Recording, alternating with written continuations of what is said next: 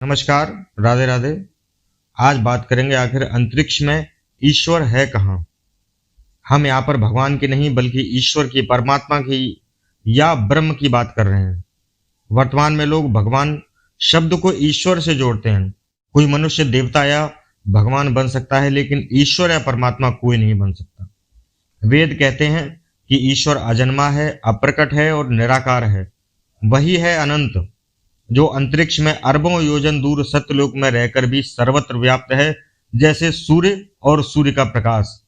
इस रहस्य को सरल भाषा में समझते हैं। इसे समझने के लिए आपको सबसे पहले 5 बिंदुओं को समझना होगा। अगर ये 5 बिंदु आप समझ लेंगे तो आपको ईश्वर की सत्ता का पता चल जाएगा, और यदि ये 5 बिंदु आप नहीं समझ पाए तो आपको वीडियो देखना आपका पूरा व्यर्थ है। फिर आपको ईश्वर की स्थिति का ज्ञान हो जाएगा यदि आप 5 बिंदुओं को समझ लेंगे। इन बेसिक को याद रखेंगे तो आपको पता चल जाएगा कि ईश्वर कहां पर विराजमान है। सबसे पहली बात, गीता में कहा गया है कि यह सृष्टि उल्टे वृक्ष की भांति है। मतलब यह है कि इस ब्रह्मांड में बीज ऊपर है और उसके ऊपर फल नीचे लगे हुए हैं। ये संपूर्ण तारे, ग्रह और नक्षत्र, पशु पक्षी, मनुष्य आदि फल हैं, और जहां से बीज उत्पन्न हुआ है वहीं पर ईश्वर मौजूद है। मतलब यह है कि सृष्टि के 2 छोर हैं, एक छोर पर बीज और दूसरे छोर पर फल। मतलब यह है कि इसके एक छोर पर ब्रह्मांड है और दूसरे छोर पर ब्रह्म, जिसको हम ईश्वर कहते हैं। मनुष्य, और दूसरी बात, मनुष्य का शरीर भी एक उल्टे वृक्ष की भांति ही है। मस्तिष्क एक बीज का खोल है। इसमें जहां पर सिर की चोटी है वहीं पर बीज स्थित है, अर्थात जिसे हम सहस्त्रार चक्र कहते हैं। इसलिए मस्तिष्क के भीतर एकदम सेंटर में जो है वो आत्मा का निवास होता है। इस शरीर के 2 छोर हैं, एक छोर पर सहस्त्रार और दूसरे छोर पर मूलाधार चक्र, और बीच में अनाहत चक्र है। तीसरी बात पर आते हैं। इस ब्रह्मांड में विज्ञान के अनुसार ग्रह, नक्षत्र और कई आकाश गंगाएं हैं, जिसको हम गैलेक्सी कहते हैं। लेकिन हिंदू सनातन संस्कृति में इस ब्रह्मांड को 3 भागों में बांटा गया है। पहला है कृतक त्रैलोक्य, और दूसरा है महरलोक, और तीसरा अकृतक त्रैलोक्य। इन्हें ही वेदों में पंचकोशों वाली सृष्टि कहा गया है। ये पंच कोश कौन कौन से हैं? पहला जड़, दूसरा प्राण, तीसरा मन, चौथा बुद्धि और 5वां आनंद। अब बात करते हैं कृतक त्रैलोक्य में। कृतक त्रैलोक्य के 3 भाग हैं, एक भूलोक, दूसरा भुवरलोक, तीसरा स्वर्लोक। ये तीनों जो लोग हैं ये नश्वर हैं। इनकी एक निश्चित आयु होती है। जितने दूर तक सूर्य, चंद्रमा आदि का प्रकाश जाता है वह भूलोक है, और सूर्य के बीच में जो स्थान है उसे भुवरलोक कहते हैं। सूर्य पृथ्वी के बीच में जो स्थान है उसे भुवरलोक कहते हैं। इसमें सभी ग्रह नक्षत्रों का मंडल है। इसके बाद उस सूर्य और ध्रुव के बीच में जो 14 लाख योजन का अंतर है उसे हम स्वर्लोक या स्वर्गलोक कहते हैं। इसी के बीच में सप्तर्षि का मंडल है और इसके बीच में ही ध्रुवलोक स्थित है। अब बात करते हैं महरलोक की। कृतक त्रैलोक्य में स्थित ध्रुवलोक से 1 करोड़ योजन ऊपर महरलोक है, जो कल्प के अंत में प्रलय में केवल जनशून्य हो जाता है लेकिन नष्ट नहीं होता। इसलिए इसे कृतक भी लोग कहते हैं। आगे बात करते हैं अकृतक त्रैलोक्य की। कृतक और महरलोक के बाद जन, तप और सत्यलोकों, तीनों लोक जो हैं वो अकृतक लोक कहलाते हैं। अकृतक त्रैलोक्य अर्थात जो नश्वर नहीं है, अनश्वर है। यह लोक कहां पर स्थित है? महरलोक से 20 करोड़ योजन ऊपर जनलोक है, और जनलोक से 8 करोड़ योजन ऊपर तपलोक है, और तपलोक से 12 करोड़ योजन ऊपर सतलोक है। इसका मतलब 20 करोड़ योजन ऊपर जनलोक, 8 करोड़ योजन ऊपर तपलोक और 12 करोड़ योजन दूर सत्यलोक। मतलब 20 और 8 28 और 12 40 करोड़ योजन की दूरी पर सतलोक है। महरलोक से 40 करोड़ योजन दूर सतलोक है। अपने सनातन संस्कृति में सृष्टि की उत्पत्ति का क्रम इस प्रकार बताया गया है।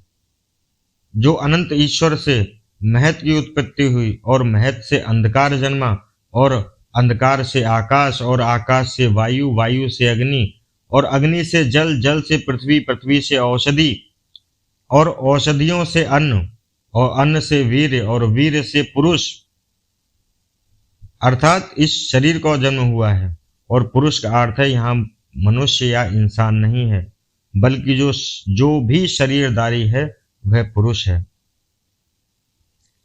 और पांचवी बात, अपने सनातन धर्म में काल अर्थात समय की धारणा बहुत ही वैज्ञानिक है। एक त्रसरेणु से लेकर एक क्षण तक, एक क्षण से लेकर एक दंड तक, एक दंड से लेकर मुहूर्त तक और मुहूर्त से लेकर प्रहर तक, प्रहर से लेकर दिवस तक, दिवस से लेकर पक्ष तक और पक्ष से लेकर माह तक, और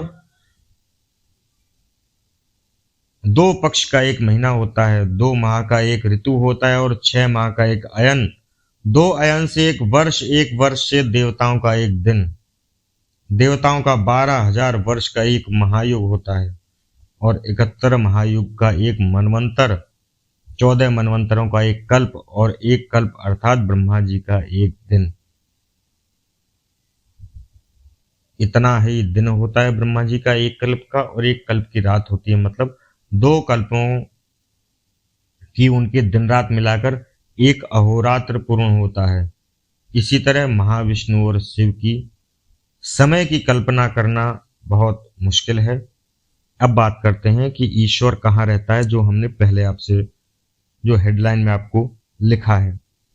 यदि पहले बताई गई बात आपको नहीं समझ में आती है कि ये बात क्यों कही है, यह आपको आगे समझ में आ जाएगा कि इतनी सारी डिटेल्स हमने पहले आपको क्यों दी है।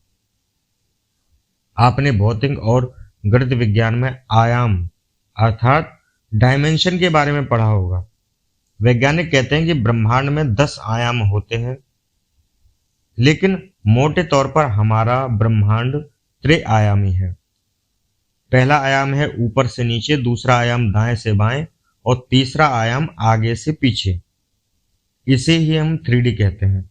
एक चौथा आयाम भी है जिसे हम समय कहते हैं। समय से आगे बढ़ता हुआ महसूस कर सकते हैं, समय को आगे बढ़ता हुआ महसूस कर सकते हैं, हम इसमें पीछे नहीं जा सकते। हमारा यह संपूर्ण ब्रह्मांड इन 4 आयामों पर ही स्थित है। सनातन में यह नियम सिर्फ कृतक त्रैलोक्य पर ही लागू होता है, अन्य लोकों पर नहीं। वेद और पुराणों में अन्य ग्रहों में और अंतरिक्ष के बारे में विस्तार से लिखा हुआ है और उनके उपलोकों के बारे में बता चुके हैं, जिसमें भूलोक, भुवरलोक, स्वरलोक हमारी त्रिआयामी सृष्टि में ही निवास करते हैं। चौथा आयाम वह समय है। 5वें आयाम को ब्रह्मा आयाम कहा जाता है। इसी आयाम में ब्रह्मा जी निवास करते हैं। इसी आयाम से कई तरह के ब्रह्मांडों की उत्पत्ति होती है। यहाँ का समय अलग है, जैसा कि हम पहले आपको बता चुके हैं कि ब्रह्मा का एक दिन एक कल्प होता के बराबर होता है। यह स्थान 4 आयामों से बाहर है, जहां पर ब्रह्मा जी रहते हैं। इसके बाद आगे 6ठे आयाम में महाविष्णु निवास करते हैं। महाविष्णु के भी 3 भाग हैं, एक कारणोदकशयी विष्णु और एक गर्भोदकशयी विष्णु और तीसरा क्षीरोदकशयी विष्णु। इसमें कर्णोदकशयी अर्थात भगवान विष्णु तत्वादि का निर्माण करते हैं, जिनमें इन 5 आयामों का निर्माण होता है।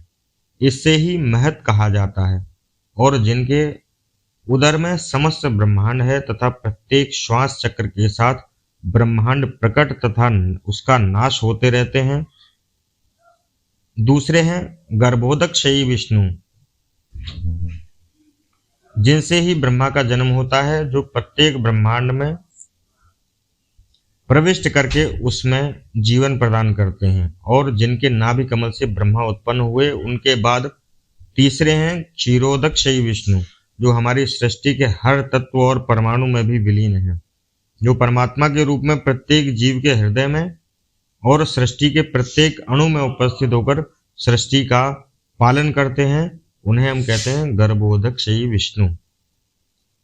जब हम ध्यान करते हैं तो हम कशिरोधक कस्य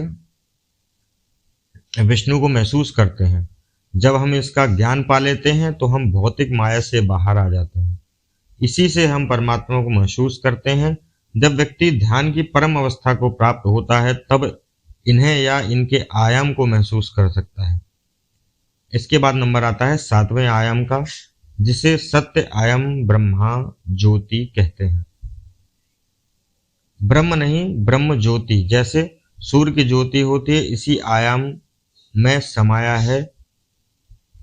जैसे सूर्य की ज्योति होती है, इसी आयाम में समाया है वह तत्व ज्ञान, जिसकी मदद से मनुष्य देवताओं की श्रेणी में चला जाता है। इसके बाद 8वां आयाम, जिसे हम कैलाश कहा जाता है। इस आयाम में भगवान शिव का भौतिक स्वरूप विद्यमान है। उनका कार्य ही इन 7 आयामों को संतुलन बनाकर रखना है, जिनकी सिद्ध योगी भगवान शिव की आराधना करते हैं, क्योंकि हर योगी वहीं जाना चाहता है। उसके बाद 9वां आयाम होता है, जिसे पुराणों में वैकुंठ कहा गया है। इसी आयाम में नारायण निवास करते हैं, जो हर आयाम को चलायमान रखते हैं। मोक्ष को प्राप्त करने का मतलब है इस आयाम में समा जाना। हर आयाम इसी से बना हुआ है। यही आयाम सभी आयामों का निर्माण करता है।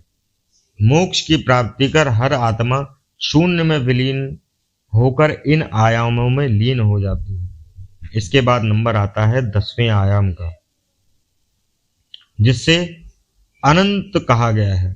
हमने आपको ऊपर चौथे पॉइंट पर बताया था कि अनंत से ही महत और महत से ही अंधकार और अंधकार से आकाश की उत्पत्ति हुई है।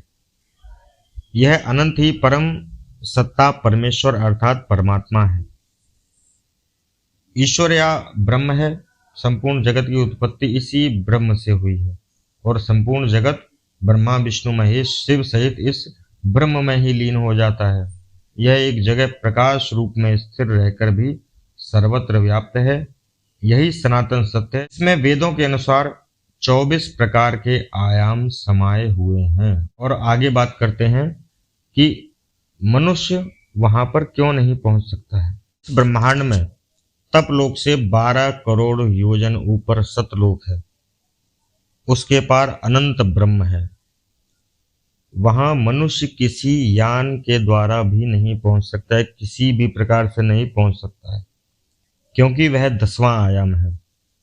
मनुष्य की क्षमता जो है वो 4 आयामों में ही विचरण करती रहती है। वहां सिर्फ योग की शक्ति से मोक्ष प्राप्त करने के बाद ही जाया जा सकता है। कोई शरीरधारी वहां नहीं जा सकता। दूसरा यह है कि ब्रह्म सर्वत्र व्याप्त है। उसी तरह जिस तरह सूर्य का प्रकाश सभी दिशाओं में व्याप्त है, वह दूर से भी दूर है और पास से भी पास है। वह सभी की आत्मा में होकर भी सभी की आत्मा से अलग है। वह परमात्मा, उसी के बल से सभी में बल है, उसी की शक्ति से सभी की शक्ति है और उसकी ही ऊर्जा से सभी में ऊर्जा व्याप्त है। इसलिए हमें योग साधना पर ध्यान देना चाहिए। ध्यान ही ऐसा है जो आपको परमात्मा से मिला सकता है और कोई दूसरा साधन नहीं है। तो आज के लिए मित्रों बस इतना ही। कल किसी और विषय पर चर्चा करेंगे। ब्रह्मांड के अलग अलग रहस्यों पर हम प्रकाश डालेंगे। तब तक के लिए धन्यवाद, नमस्कार, राधे राधे, जय हिंद, वंदे मातरम।